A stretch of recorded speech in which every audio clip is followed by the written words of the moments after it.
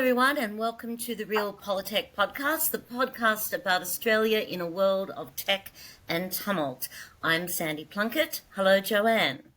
Hi, Sandy. I'm Jo Gray. Welcome to the podcast. This episode is on Australia's Net Zero Challenge. Today, we're talking to Net Zero Australia project. This is a great collaboration between Melbourne University and Princeton University and Queensland University. We're going to delve into Australia's Net Zero Challenge. Can we afford this massive national scale rebuild of not just the energy sector, but also decarbonising industry, agriculture, resources, residential and commercial buildings? So we'll be talking to Michael Brear, who's a Professor of Mechanical Engineering at the University of Melbourne, and Chris Greig, who's a Senior Research Scientist at the Adlinger Centre for Energy and Environment at Princeton University. Yes. We're really lucky to have both of them. They're senior players. Michael is the director of the Net Zero Australia project, and it's independent, it's technologically neutral. It's really trying to just find the optimum best pathway for Australia and figure out what it is we need to do to get there.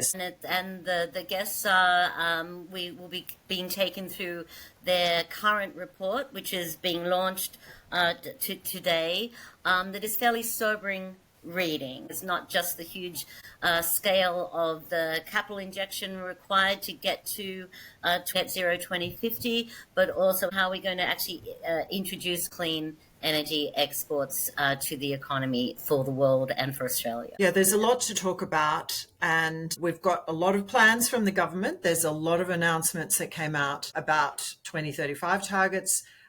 So you might say they flooded the zone last week. Flooded the zone. There's a lot to interpret, and I think we're going to get some really cut-through conversations about the reality of what's happening on the ground and what is actually missing from our effort, because at the moment we're kind of flatlining in terms of renewables build and our emission cuts. So what needs to happen to change that, and why are we doing this? You know, yes. What are the fundamental reasons behind it? So Michael is a mechanical engineer and Chris is a chemical engineer, but also with considerable experience in the private sector and in industry. And that is a very welcome a set of experiences to tackle something that is not just about policy.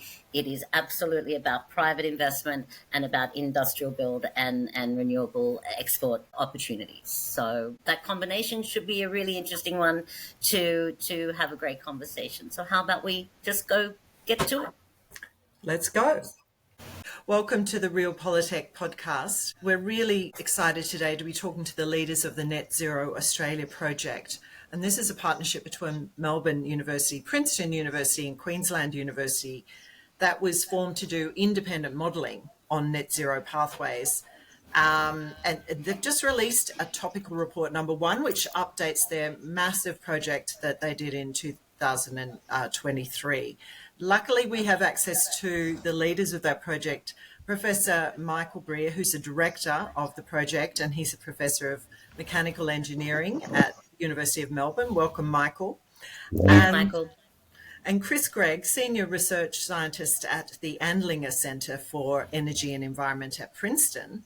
So not economists, thankfully, but 2 engineers, a mechanical engineer and a chemical engineer, which is really appropriate for this moment, because as we all know, the Net Zero project in Australia is one of our biggest infrastructure projects, probably the biggest in history. So Michael and Chris, just wanted to get, to kick off a bit of context from you. What's the purpose of the Net Zero Australia project? Who's funding and backing it? Maybe you could tell us a little bit about that. Well, no problem at all, and good morning, everybody. Net Zero Australia project, and we should mention the University of Queensland is also an important partner, and Simon Smart, Professor of Chemical Engineering at University of Queensland, is one of the project directors as well. Now, Net Zero Australia is intended to be an open access, openly peer-reviewed project. We publish all of our input assumptions, all of our methods, as well as our findings. And when we release this report and subsequent reports, all of that information is openly available on our website. And we invite everybody to review it and everybody to send us notes, commenting on where we're right, where we're wrong. And guess what? If we do things that are wrong, we should fix them. And we try to do that. Now, the project is independently funded of government. It's funded philanthropically and with some research grants as well. Our current supporters are APA, the Australian Pipelines and Gas Association, Iberdrola Australia, Energy Australia, and a research organisation called the Future Energy Exports Cooperative Research Centre. So there are 5 supporters of the project, and that money is transferred to this effort philanthropically, except in the case of the CRC, it can only give research grants, it can't give gifts. But that's very important that the project is philanthropically supported. We have an MOU with an advisory group who gives us advice, but like all people who give advice, we can accept it or we can ignore it. And on that advisory board, we have other important groups like the Australian Conservation Foundation, the National Native Title Council, the Farmers Federation, St Vincent's, and other independent, very senior people invited to join our advisory group, as well as some members of our supporters as well. So we have a very wide and deep advisory advising the steering committee. Chris, myself, Simon Smart at UQ and others are on the steering committee, and we then take that advice very seriously, but we're not obliged to accept it.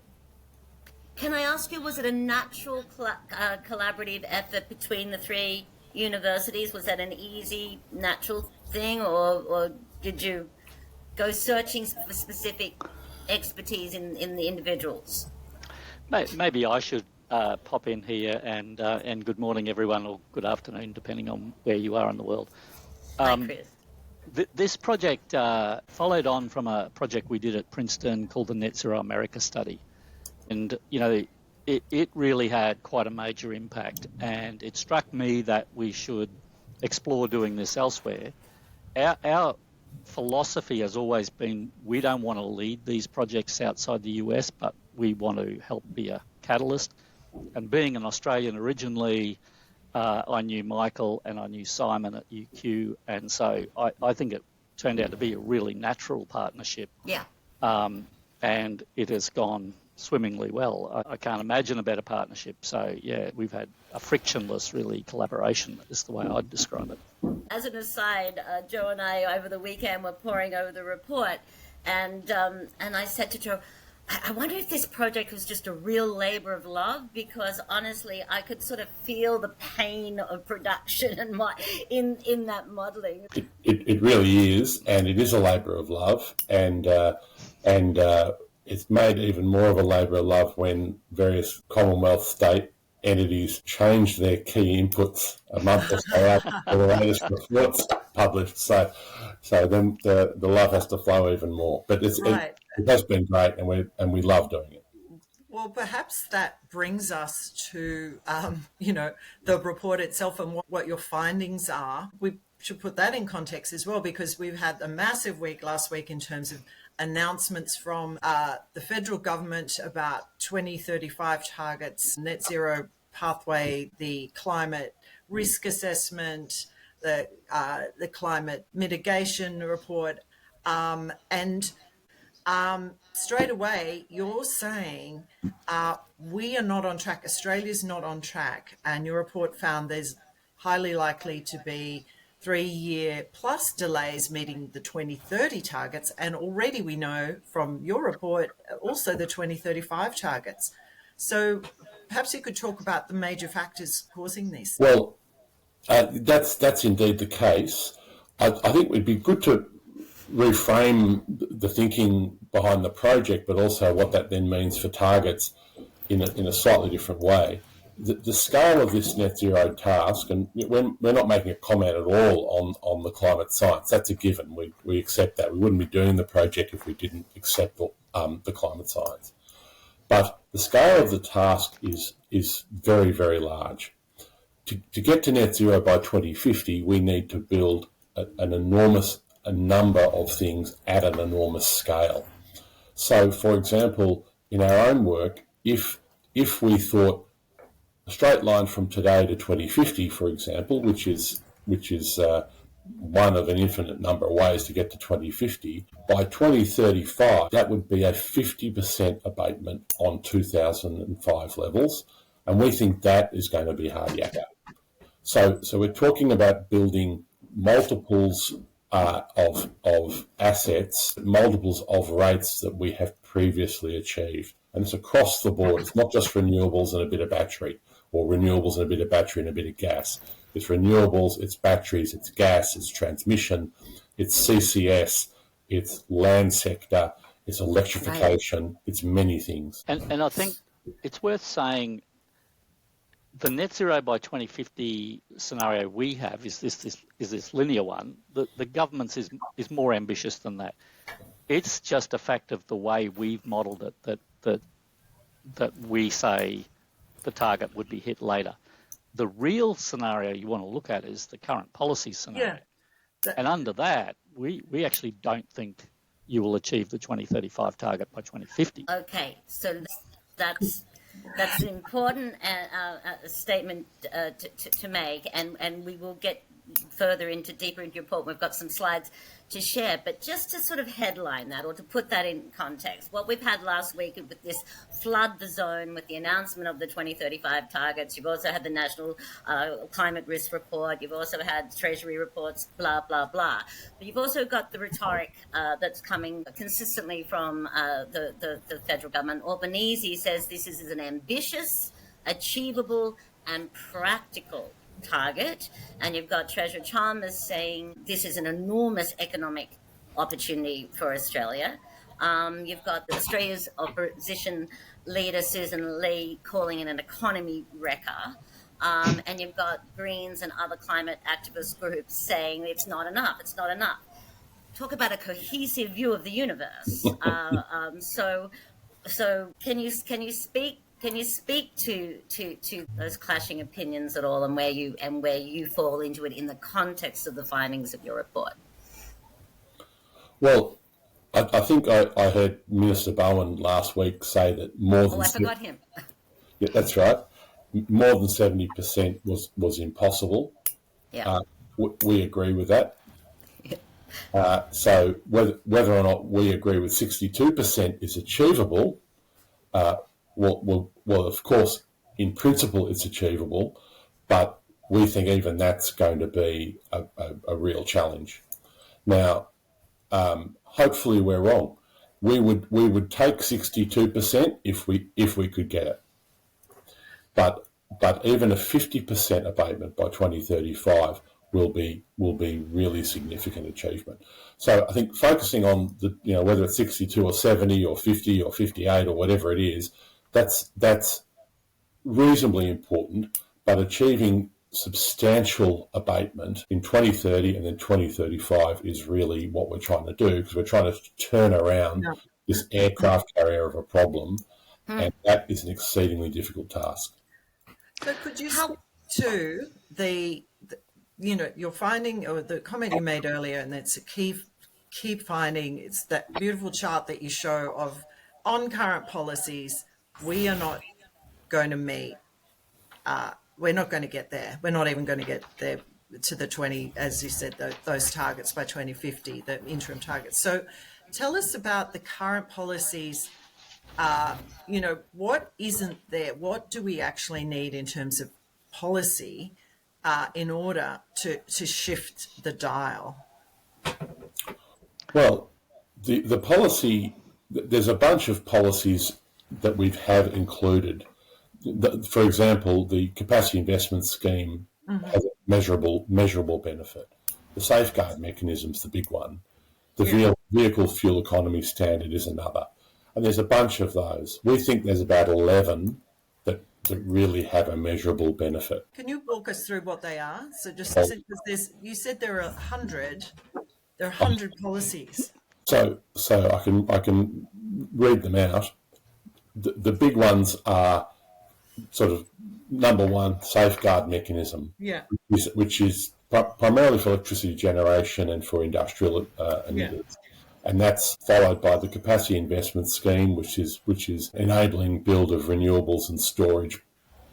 Rewiring the nation is another one, which is essentially a subsidy for building transmission. Yeah. Then there's the vehicle efficiency standard, the Future Made in Australia Act, where it's production credit for green hydrogen kicks in. Then some of the state renewables policies, the Queensland Renewable Energy and Hydrogen Jobs Fund, for example, the New South Wales Hydrogen Strategy, the Victorian Renewable Energy Target, those things. In total, there's more than 100 climate and energy-related policies at state and federal level.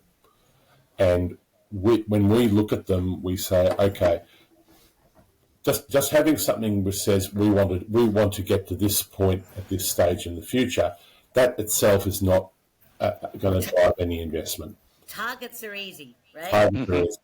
So we say the first criteria for including such of these 100 or so in our modelling is it has to have funding associated with it, or some disincentive. It has to be some carrot or some stick. And once there's a carrot or a stick, so that knocks out quite a few. Then as soon as you then say, okay, how big does this policy need to be consistent with a net zero 2050 task? So, for example, if it was the vehicle fuel efficiency standard, we say, okay, well, we need to get this sector down to this level by this stage. Policy might end in 2035. Okay, from our previous work, we needed so much abatement from passenger vehicles.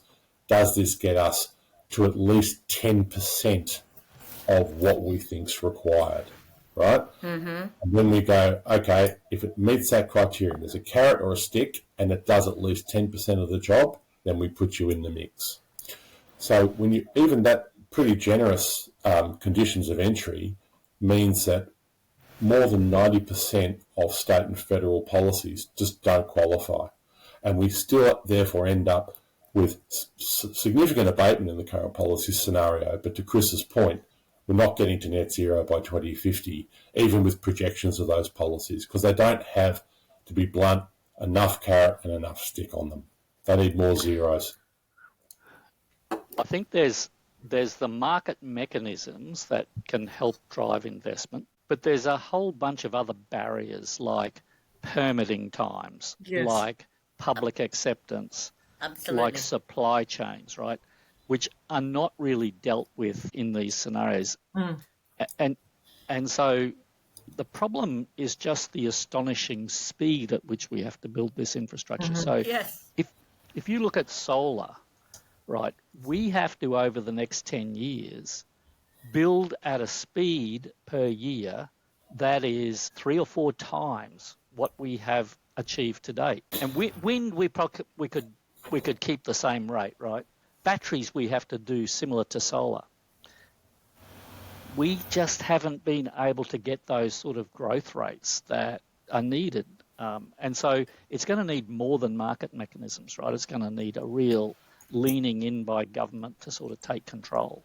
This speed issue is a massive issue for Australia and it's not actually talked about. I mean, we're living in a world of intense technological and geopolitical change, right? I mean, I've worked in the tech sector all my life, and honestly, I've never seen speed being used as an asymmetric advantage as much as it is today, right? So Australia really has to do something about that. But you've raised all of these barriers, speed being one, but also the market mechanisms and the permitting and whatever. The disconnect between that thinking and that modelling versus the government talk, the government rhetoric and planning, we're just poles apart. So how important is it that we keep all constituencies well abreast of the real challenges and bottlenecks and speed bumps that we're entering into, at an extraordinary time for the nation, where we've actually got to find a way to reindustrialize in a deindustrializing nation. This is where you can start to believe the cries of the fact that this is an economy wrecker. I don't think it's an economy wrecker. I mean, the problem is simply that I think most governments around the world, possibly, I came back from China last week, possibly with the exception of China, most governments around the world simply have lost the capability to do nation-building infrastructure at speed and scale. And this is a nation-building infrastructure task of unprecedented speed and scale. And so we're going to have to relearn that, right? And I feel, it doesn't matter where you go in the OECD, but it's true of India as well. They're not moving at the pace that's required. So, we're in good company. The question is, how do we solve it? And that's really, I think, you asked earlier about the purpose of Net Zero Australia. I think the purpose of Net Zero Australia is to shine a light on just what it would take with infrastructure, with capital, with labour, with social licence. That's kind of what we're trying to do. Yes. Okay. Excellent.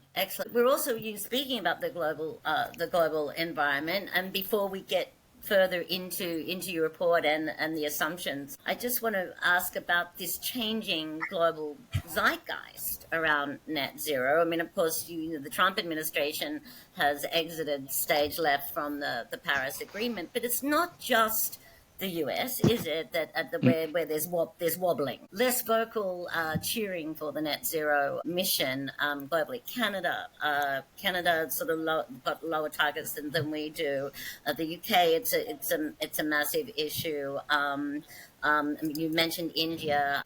In Australia, sort of seems to be fully committed and about to pitch for COP31 this week in New York, so we can understand sort of the marketing behind that.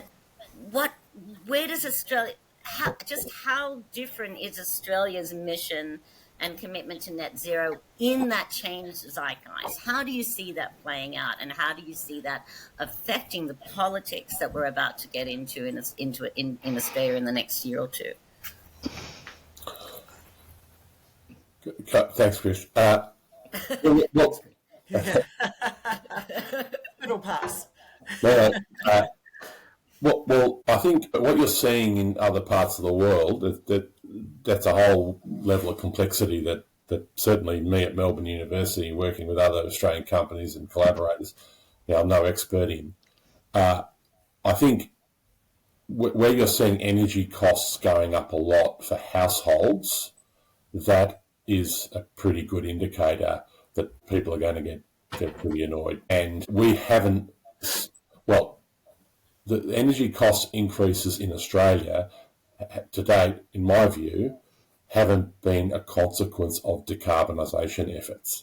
And in fact, when we were looking at our previous work, we were doing some numbers to work out the cost of decarbonising things. We thought, oh golly, who'd pay this much for this amount of clean energy?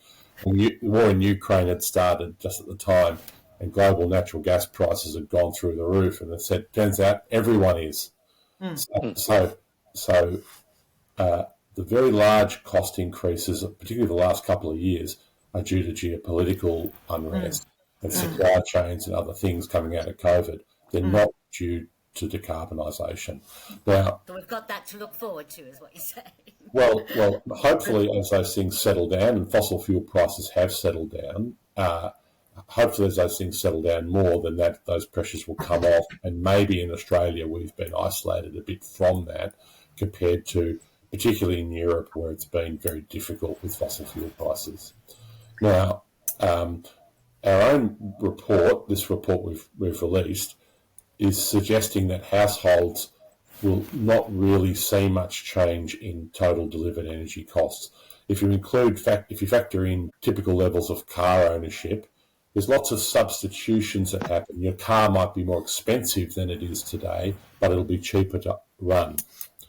And then you get that across the board. Your induction stove costs more than a gas-fired stove, but it's cheaper to run. for example. When you factor all of those things in, it looks like households may not pay any more for energy in 2050 in a net zero world than they are today. And we think that's a very, very important result, because that gets to that social acceptance of the transition point.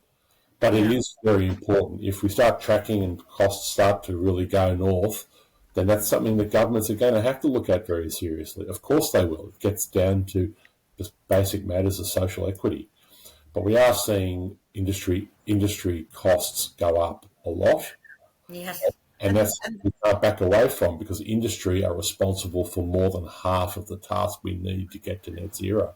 Right. In fact, and then that is one of your big findings, is that the energy or industrial energy system will bear the brunt, and there are real material risks for the sector, and significant and tailored support is needed to avoid further industrial closures. Can you elaborate on just that, the industry transformation task, and how the government, I mean, if you're looking at how to structure, carrots and sticks and incentives to help that, or, shepherd that through, what would you suggest there? I'm happy to make a comment here. I think that every country that is going through this transition is going to face similar sorts of pressures, right? It's not like Australia is disadvantaged with renewable resources and low carbon resources, right? We're highly advantaged. So in principle, we should be competitive in a world that is decarbonising. The risk to the industrial sector is that we are decarbonising at a pace faster than some of our industrial competitors. Right. In a world where the demand for low carbon and the willingness to pay for low carbon industrial products may not be as strong as it needs to be. Absolutely nailed it.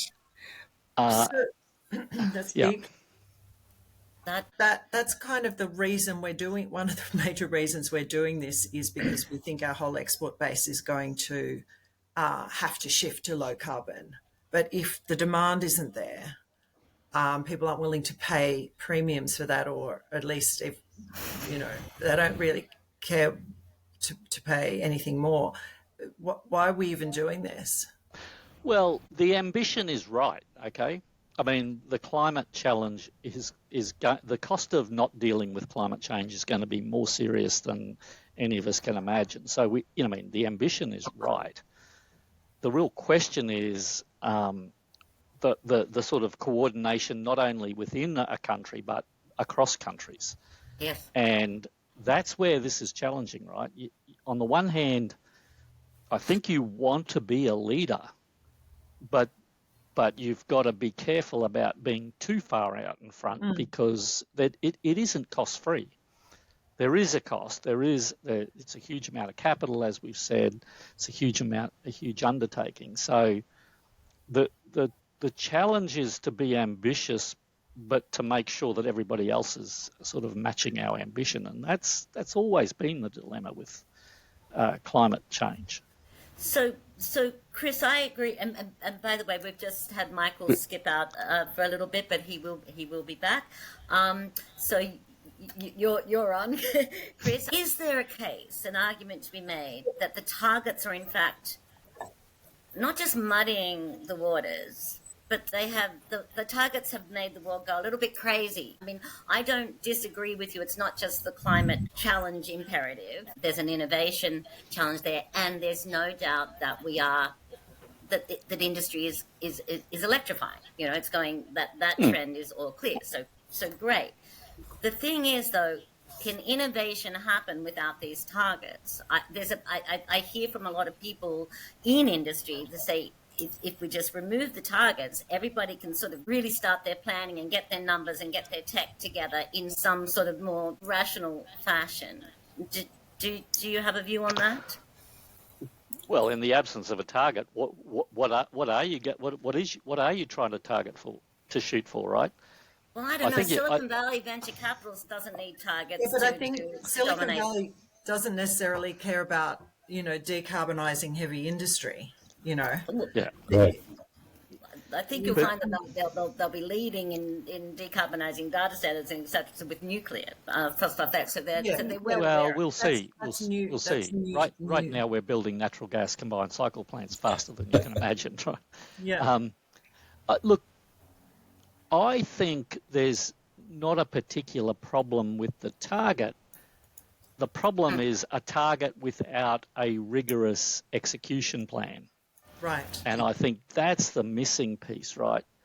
If you can come up with a credible, executable plan that meets your target, then I'm all for the target. But I think that's where the gap is we're good at setting targets. The whole world's good at setting targets, but we're not good at translating that to a credible execution plan.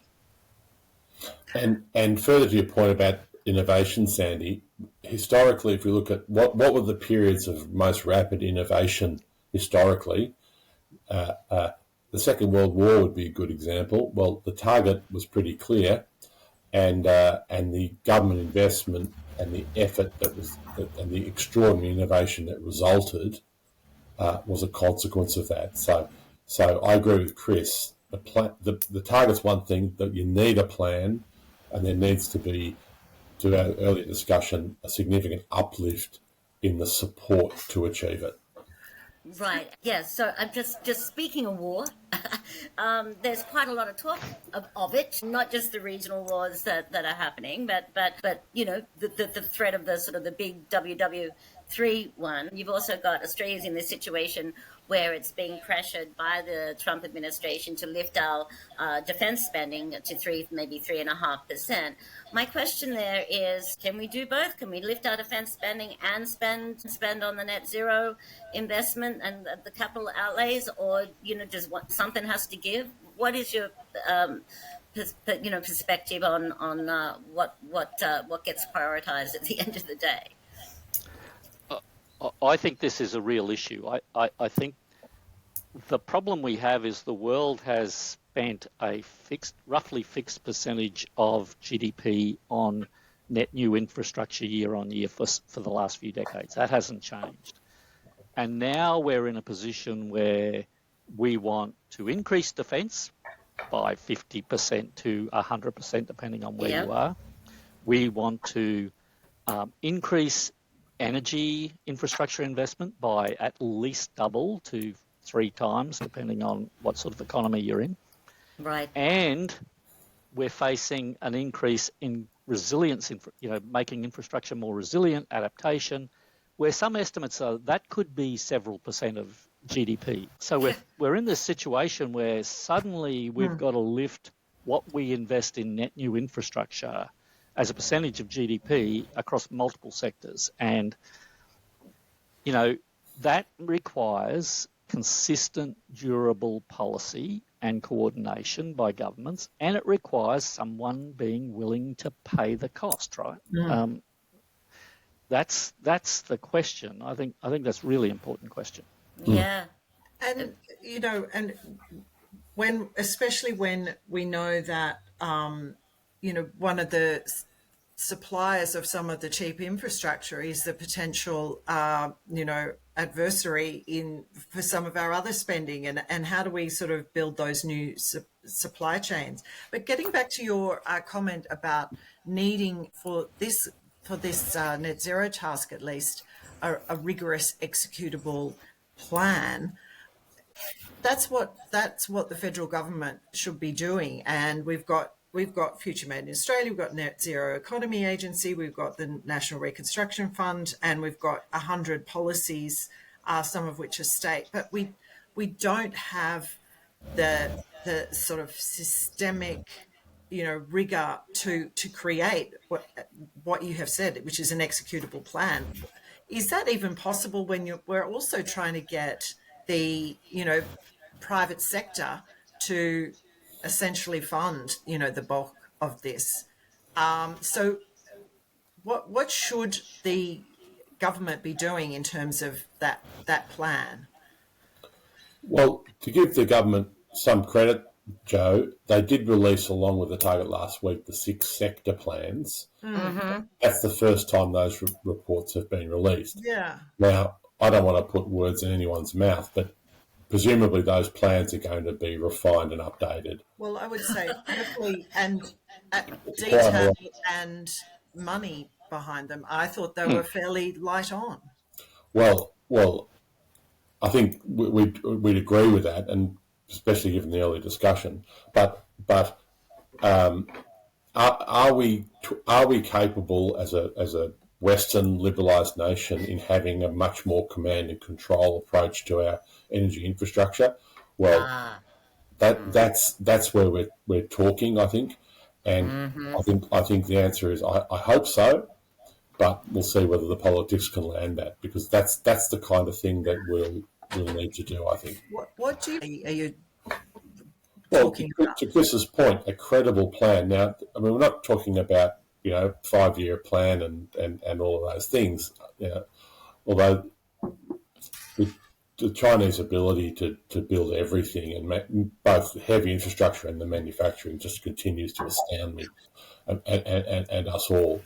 But if we are trying to get the large majority of this investment from the private sector, there still does need to be some centrally mandated effort that says this is how we're going to do it. This is what's in and this is what's out. Now, that can be pivoted. There's lots of optionality. There are some hard constraints about what options we can take, but there does need to be serious national level coordination of that effort. We go on. Maybe to put this in context, all of the assets we're talking about building have lead times that are measured in years, some of them 5 years, and live for 30 to 40 years, right? So if you don't have bipartisan support for the transition, it's very hard to maintain the kind of durable policy and the investment commitment that the private sector needs, right? They need to see a line of sight that these policies and these investments are going to be safe over many, many political cycles. So what would you both like to see happen in fairly short order in that context? Well, I would like to see a very frank assessment, not just of the costs of achieving net zero, which we're trying to contribute to ourselves, but also the costs of climate damages and the costs of adaptation. And I think when we really share these kinds of things with different potential futures, that could help significantly bring people together to actually appreciate that building more solar panels and building more transmission, yes, is important, but is only part of the overall task. And that we have a very serious national effort ahead of us in the 21st, for the remainder of the 21st century and beyond. Now, hopefully, if you share that information openly and frankly, that would deal with these different views between all political parties. Hopefully. If, for example, you honestly think we can decarbonise more than 70% by 2035, you have as much of an obligation to look at the build task as somebody who thinks that climate change isn't happening, to look at the climate science, right? These are very important positions where we have to say to ourselves, look at the climate damages that may be forthcoming. What are we going to do about them? Doing nothing about decarbonisation, I can't understand how that can be even a remotely responsible response to what that possible future is. When we look at that, then we can start to have a bipartisan approach to addressing these challenges for the nation. And yet, that does not seem to fit the mood we're seeing already in Australia. I mean, that's what I'm saying. It feels like we're entering, another shit fight between the parties, but not just that, between interest groups and other industry players. Are you confident we can actually have that conversation? Certainly, as an outsider, contemporary politics in Australia looks to have become more bipartisan over time, more polarised over time, particularly around issues like this. And that's just not constructive. I should defer to the locals. But we do have, a Labor government with a thumping majority. And we have an opposition that, my perspective is that they are making themselves less electable every day. So, we have kind of probably clear line of sight for the next 5 years or so on the policy settings and the intent of this government and its ability to actually stick to it, just because their majority is so big. Tell me if I'm wrong in the way of seeing this, but if you're looking at this from a purely economic perspective, it is now cheaper for us to go to decarbonised energy. The reason it's cheaper is because China has, through economies of scale, has pushed solar and batteries down to sort of essentially this point where our fossil fuels are no longer as competitive. So we've decided we've got this clean export opportunity, but it's all built on us, really scaling up our energy resources. It's also built on the fact that at some point our regular exports are going to have taxes on them from tariffs from other countries. So, I mean, if that all just... And I guess the other argument I would say is that Australia is not responsible in terms of domestic emissions, but continuing to sell coal to China, we're still creating those Scope 3 emission problems. So we've got this kind of like situation that we can sort of still say, yes, we're doing what we're supposed to be doing, but we also have the moral obligation to decarbonise our exports if we're going to solve this problem. And we can only do that if we do this massive scale up of clean energy so that we can fund clean energy exports. So, but it's all kind of, they're all sort of built on each other. And I'm just wondering if that's, a scenario that's just going to take much longer to play out than we can imagine. Well, and I would add to that is, like, to me, is we have to replace our fossil fuel exports, which have been key to Australia's wealth. We have to replace that with green energy exports. The question that an extension of Joe's is, where are they? Where are those exports going to come from? Green hydrogen is pretty well, sort of stalled or dead for now. Our smelting industry is in big trouble. Green steel is still a way away. Our poster child battery manufacturer in Australia just went into receivership. It's not the only one that we've got, but it was the poster child battery manufacturer. And we don't do solar panels. So because we get those from China. Help us both understand how those green export industries are going to rise, and in what time and in what sector. So I might. I think this study that we've just published today is about decarbonising the domestic economy, right? It doesn't deal with the transition of coal and LNG exports. You're right, though. That is something we do have to be cognizant of.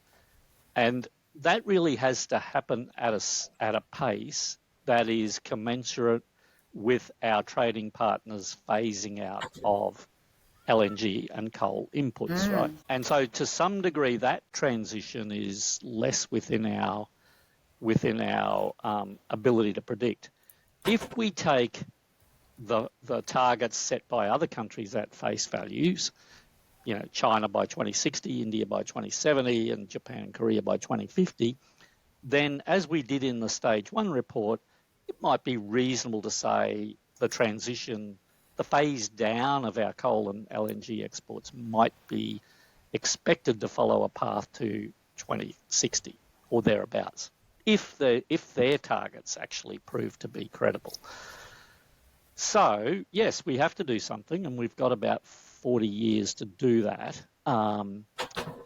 I think green hydrogen is something that there was a lot of hype, and I think it was a little overblown.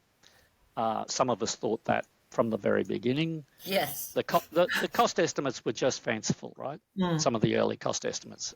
Now the reality of these costs are coming into clear focus. But there are, green steel, I think, is prospective. But again, it's like I said before, you need the consistent coordination policy, and you need someone willing to pay the premium. And once that happens, then if we're competitive with other countries who have similar renewable resource endowments, then I see no reason why we shouldn't be competitive with those. But there has to be the right policies and the right willingness to pay. And the right policies is something our government can do something about. The willingness to pay is about what other countries will do. Yes, yes. And it's interesting too, because one of the main drivers for the Australian government announcing the 2035 target is to avoid the forecast penalties from for not meeting those targets.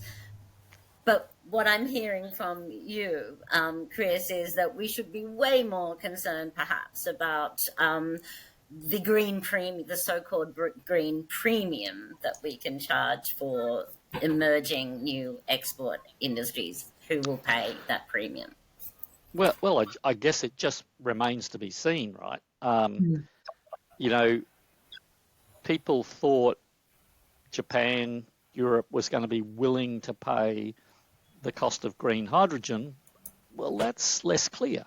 Can we move back to one of the other big findings in your report, that Australia's going to have to lean, and we always knew we would have to lean a bit on carbon capture and storage. You're saying we have to lean very heavily into that, and you highlight the need for a really significant infrastructure build for carbon capture and storage. We're still in the early days of that being commercially scalable. I know both of you have a view on this, but what is the likely scenario for that actually happening? So carbon capture and storage is one of these technologies that is essential to get to net zero. All the global models would envisage that we're going to be doing it at gigaton scale. I think for our domestic scale, domestic decarbonisation, it was 75 million tonnes a year by 2050.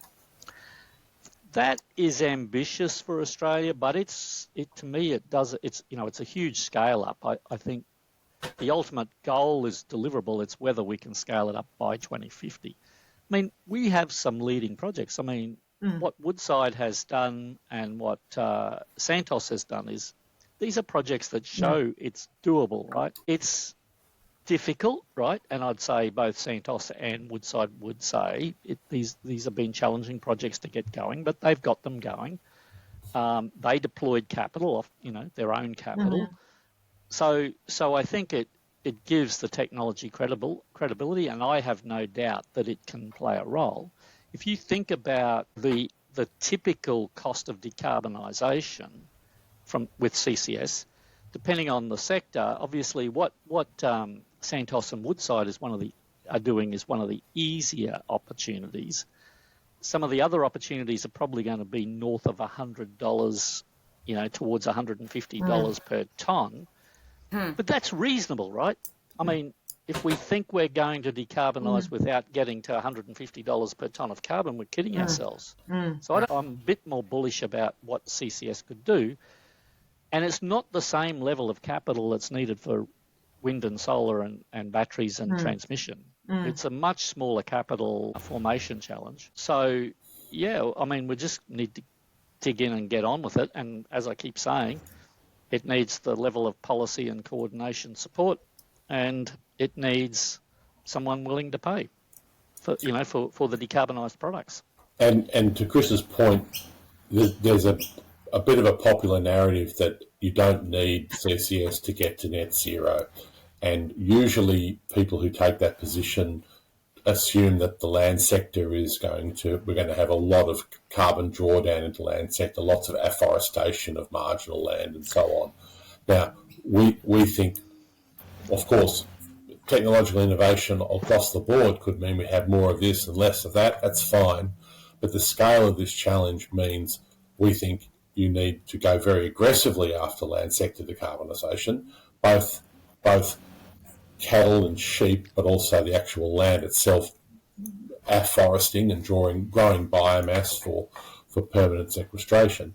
But on top of that, we need this CCS as well. So it's not an either-or thing. Both are essential. I think this graph is really instructive, right? The land sector is both a source of emissions and a significant sink. And so it has its work cut out. As a sink, it has its work cut out just to offset the land sector emissions from fertiliser and from enteric emissions from animals. Exactly. That yellow region on those graphs is largely the enteric emissions, the methane emissions from cows and sheep. And there's a bunch of different options you can do to reduce that. Now, in our modelling, we've modelled that not just does the Australian economy grow, but our actual our herds of sheep and cattle grow as well in proportion. So we're not assuming we're all becoming, eating less meat and becoming vegetarian, for example. So while we have the number of cows and sheep growing, there's a whole bunch of abatement measures that are being put in place that get that yellow region down a bit, right? But to hopefully the technological innovation in just managing methane from cows and sheep takes off, and we end up with a lot more abatement than we project. But we spoke here to some specialists in agriculture and forestry who helped us with this work, and they said, okay, that's possibly a plausible scenario, barring disruptive innovation. But then similarly, the green region is the land sector, and where that really, you add those two together to get the black line, and when you started to afforest farmland, in particular up to what we consider to be a maximum reasonable limit of afforestation of farmland when we don't lose agricultural production, that's the kind of afforestation rate you can achieve. Now, we'd like to do a lot more work on this problem. We think it's a terribly important problem, and there is potentially some significant upside. But when you look at those rough scales of those emission sources and emission sinks, it just serendipitously turns out that by mid-century, we think they're roughly knocking one another off, so that the sector itself is largely looking after itself. Now, what that means is that if you're a big gas company or a big emitter, by mid-century, you should not take it as a given that you will be able to buy offsets from the land sector. And that's a very important thing, and that's why CCS has to come in. So at the moment, a lot of our abatement has been in the form of offsets. Now, we can get into a whole discussion as to whether or not how much trust we should put in offsets, but their prices have gone up a lot. And how many more of them we're going to have beyond 2030 to net zero in 2050, that's a whole area of investigation. But we think that not as many as people would like to think, particularly as the world warms and some of our agricultural regions in the southern states and southern Western Australia don't retain the same amount of carbon that they would at the moment, for example. So you're assuming then that there is significant reforestation of Australia, of farming land and of, some of our, cleared forests. Of our farmland. And that we stop clearing land. Absolutely. And of our farmland, that analysis assumes up to 10% of all farmland is afforested. And the reason for that is that's about the limit. That's the advice we've received from some of our specialists. It's about the limit before you start to compromise agricultural production.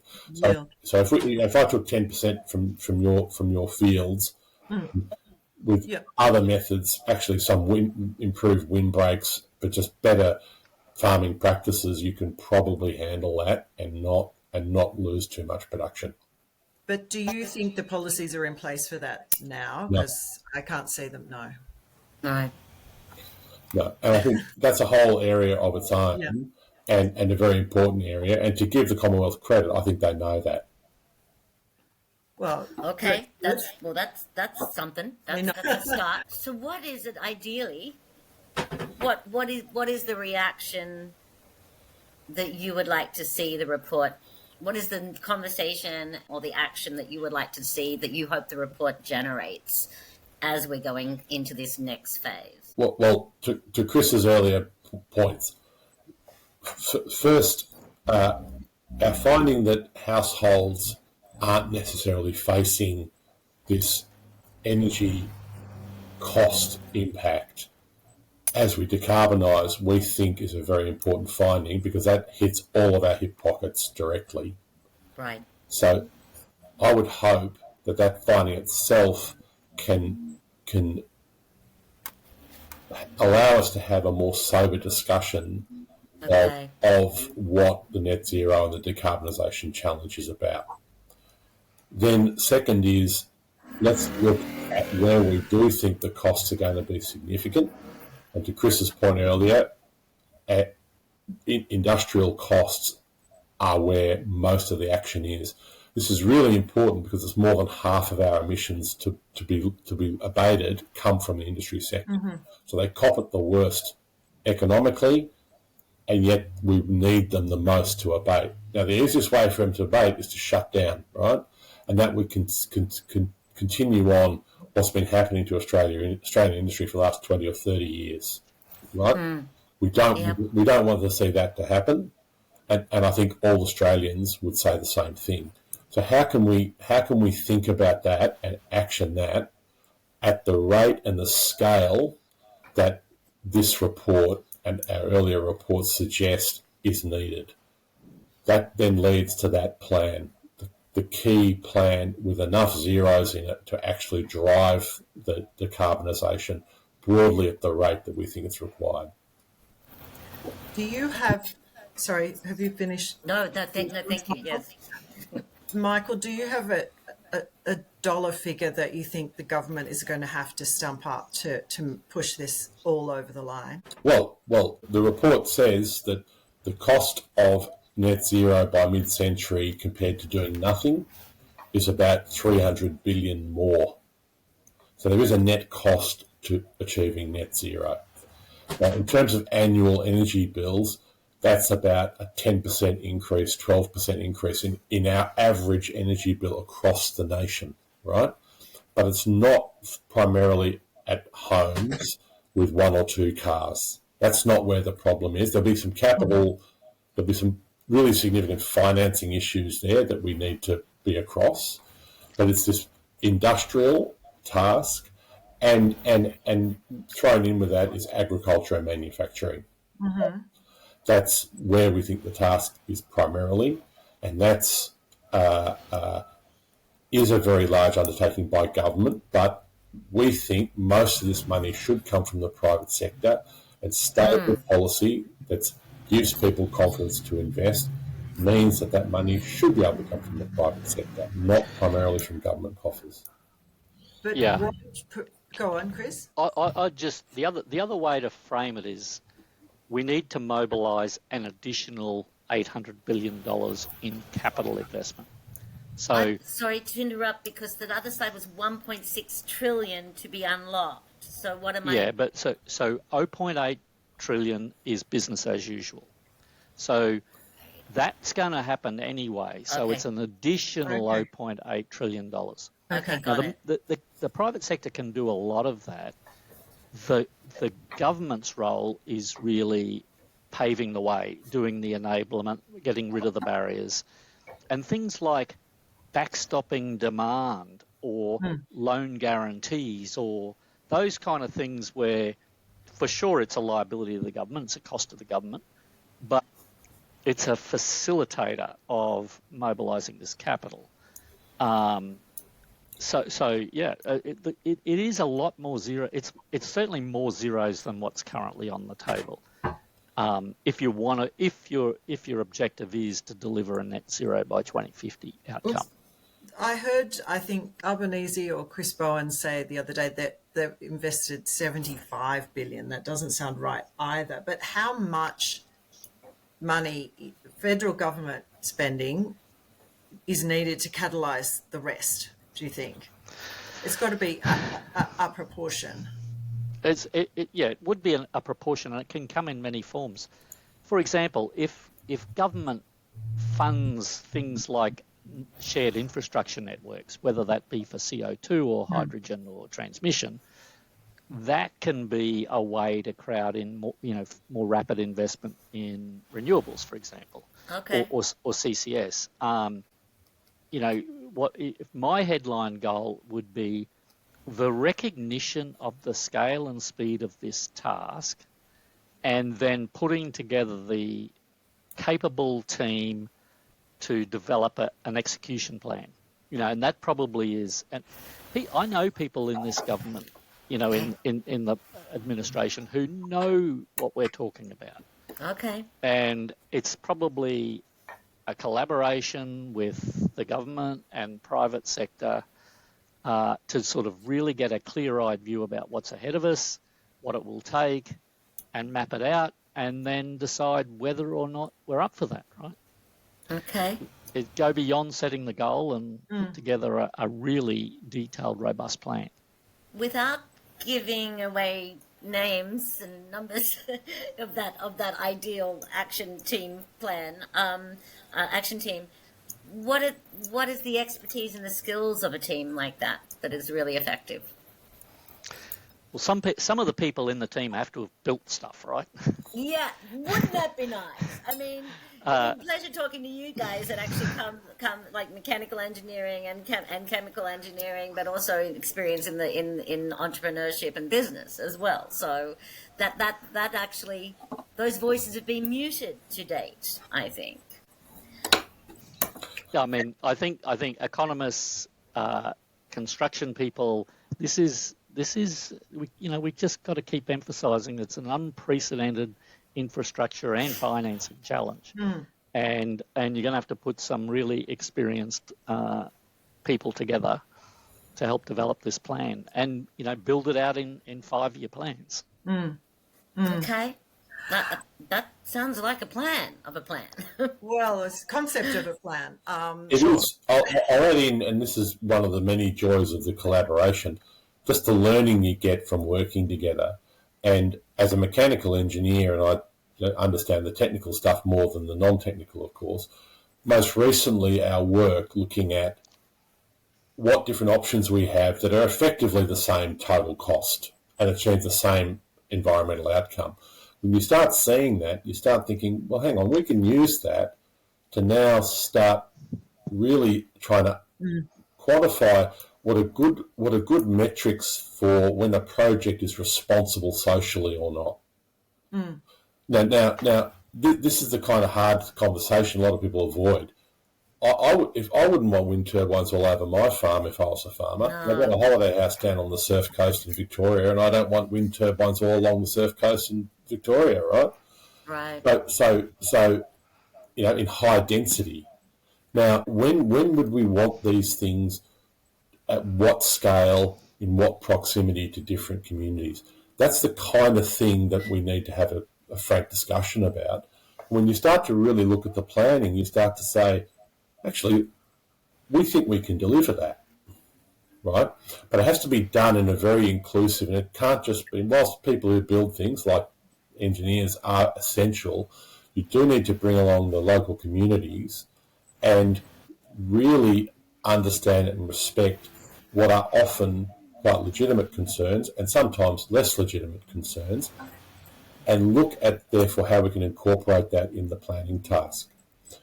Michael, that's so interesting. I'm a little shocked to hear that you. I mean, obviously, of course, you don't want to see wind towers, but that's a really core part at the moment of Victoria's energy transition. I mean, it's a core thing that hasn't actually been delivered as well.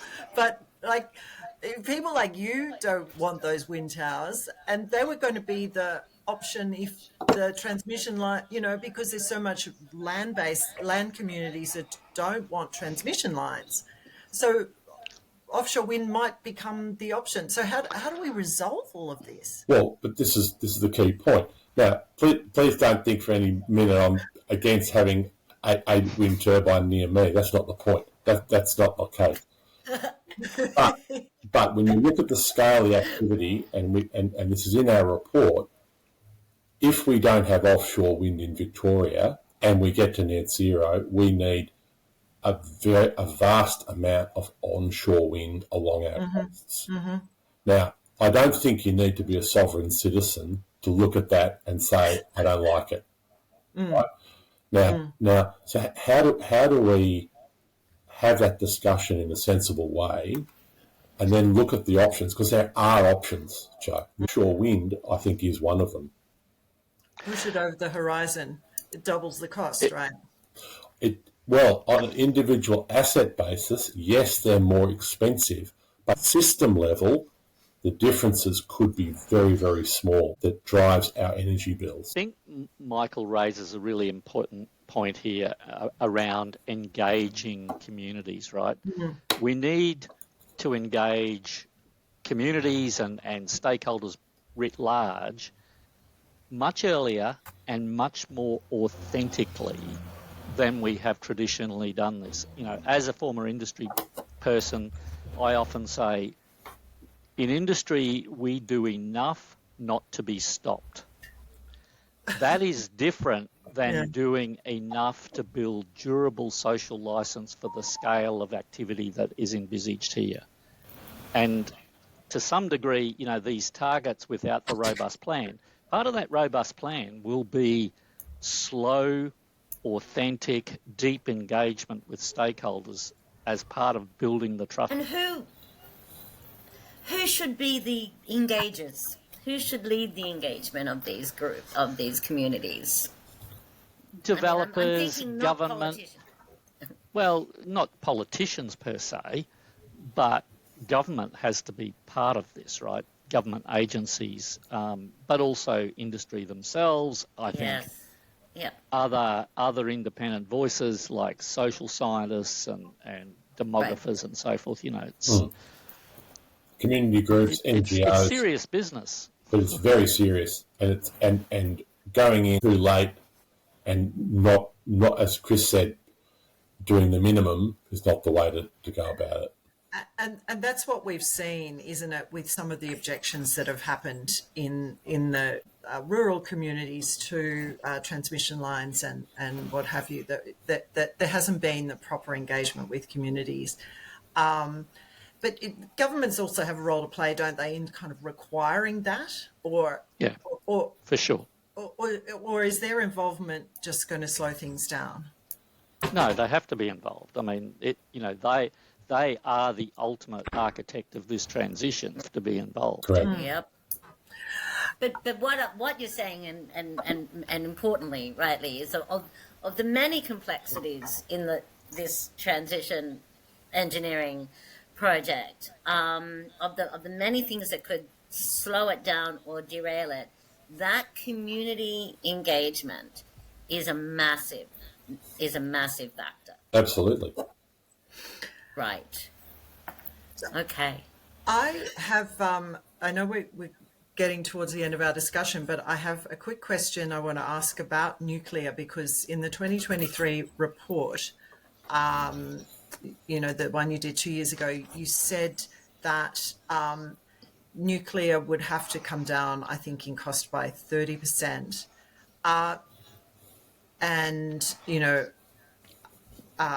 Other options might need to be less viable, but is there going to have to be, given the changes that have been happening, the new investment that's been going into nuclear in the US and the revival of some, plants that have been shut down due to AI needs, which I think Treasury has also referred to in its modelling last week. AI data centers. Should we be looking again? In Australia, we don't like talking about nuclear, but really, why would we not have a discussion if the economics changes? Well, we might. There's a bunch of reasons. There's a bunch of reasons why we should keep a really close eye on nuclear. It's not just the raw economics. I think in the last couple of years, I don't think the costs of nuclear have changed a lot compared to our last report. Both the big ones, and then what they refer to as small modular reactors. SMRs, yeah. The SMRs, It hasn't been a good news story on the capital costs of any kind of nuclear in recent history, 2023 or even earlier on. It's been very expensive. Now, what's causing those cost increases relative to when the nuclear had its heyday in the 70s and early 80s? Well, that's a whole other discussion. But we should be looking at it. I think right now it's not a priority. That's a personal view. It's not one of the project. But one thing, and it goes back to that optionality I was talking about before, just like we could have a very substantial offshore wind industry that could achieve broadly the same costs as an energy system without one, we could also have a significant amount of nuclear, 5 to 10 gigawatts of nuclear in Australia without the total system costs changing a lot either. Now, there'll be a hell of a lot of learning if Australia goes the nuclear pathway, and those first-of-a-kind plants are going to be expensive here because we've never done them before. But my concern at a personal level is I'm not convinced that we can run our energy system wholly or at very high percentage of renewable uptake. And a lot of people say that we can. I'm yet to be convinced of that. And if I'm right, then we'll need something else to help provide security and reliability. And nuclear could do that, as is obviously the case in France. Now, I think the 20-odd cleanest electricity systems in the world today, the number one technology that they're served by is hydropower, right? Not nuclear. Hydropower is number one. Yep. But guess what? Those countries tend to be Switzerland. Sweden, Norway. A few mountains. Correct. Not wide, brown, drought-prone land, sunburned countries. Yeah. Exactly right. So hydro's number one. Then again, we could invent fusion, and away we Correct. go. Correct, Sandy. That's always the upside of disruptive innovation. But I do think we need to keep our option open on that because we might need it.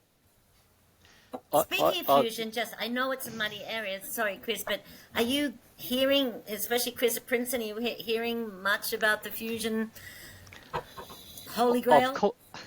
Of course, there's an enormous amount of hype, and there's how many startups around the world. Yeah. We have a very significant one of the longest and most significant fusion research programs at the Princeton Plasma Physics Lab. That's what I thought. All I would do is quote the director, Stephen Crowley, who, he says, yes, it will be a real game changer if it works. Thanks, Stephen. And so he's probably he's a genius. But my instinct listening to him is that it isn't this side of 2050 at scale, right? Right. Okay. And so yeah, I think you certainly don't want to bank on it. Yes. On other nuclear, I agree with Michael. My instinct is we are going to need another firm resource because I think the notion of running a system that's almost entirely renewables is going to be challenging. But hopefully I'm wrong. But you made the point about data centers. Just remember, data centers have got a very high willingness to pay, right? That's why they can afford to reopen 3 Mile Island. Yes. That's why they're signalling some of these SMR projects. Yes. But most of them aren't through final investment decisions on those. I'm on the advisory council for Dow Chemical, and we're building a small modular reactor in Texas to support a chemical plant. And my understanding is Amazon is looking very closely at us with a view to being a fast follower. And when I add all those projects up, maybe they would get to 20 to 30 gigawatts by 2040 if all went well. That would be, I think, a pretty ambitious scenario. So the notion that Australia could have more than 10 gigawatts by 2050 seems pretty far-fetched. That said, I totally agree with Michael. I think it's something we should be investigating. I would like to see us spending real money on feasibilities and siting. Understanding just what it would take. Whether or not I believe we would actually get to build one, I think, we definitely won't get to build one if we don't put in that work right now. That is the crime, is not having that conversation enough to be able to get to that feasibility. It's so I agree with you, and I think that's a really good place to start winding up. But Joe, I think you want to ask something else? Oh, I was just going to say that in the Treasury modelling of the net zero plan last week, they did talk about AI demand tripling by 2030 and then almost tripling again by 2050. So that's almost, I don't know how much AI demand you've sort of factored into your. Actually, that's a good question. I mean, does that make a showing at all in your modelling? We have included it, and yes, it's significant, but it doesn't. We don't think yet it's going to really change the broad direction of what needs to happen. Okay. So, all right. AI demand today, we're using it right now, is significant, but it's not 10% of electricity consumption yet, right? Okay. So, some of the US but they're not going to power these giant data centers with solar alone. I mean, it'll be part of it, but you can't be part of it. Yeah. Well, like any large load, aluminium smelters, you can't run that off intermittent energy as well. So it can be part of the mix, but the real challenge, I think, with AI is this rapid growth in load, because you can build these things very, very quickly. How do you get the generation keep up? There's a lot of moving parts to all this. I mean, that's the sort of the simple summary. But I certainly hope, Joe and I both hope that the report does engender the engagement and the conversation about these key issues that you have raised and worked so hard on. And we're also keen. We know that from your website that you've got more like follow-up supplemental reports coming down the line, so we'd love to sort of keep in contact offline with you to keep abreast of those as well. But I guess we should let you go and just. Well, I was just wondering if there's any closing comments you want to make on the way out.